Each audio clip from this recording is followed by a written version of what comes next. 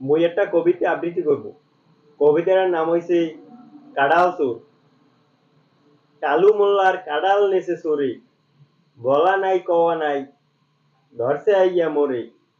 মুই কইলাম কাকু, মুই করছি কি? কাকু কয় মোর কাড়াল খাইছে চোরে।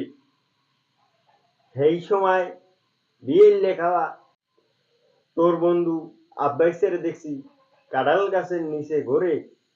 হিয়ের 10 মিনিট পরে আবার দেখি তোরে। ও কাকু, মুই খাইয়ে গেলাম ধরা, আব্বার দ্বারে কইবেন শোন, হেলে আব্বাই মরে করবে বাড়ি ছাড়া। মুই একটা কবিতা আবৃত্তি করব।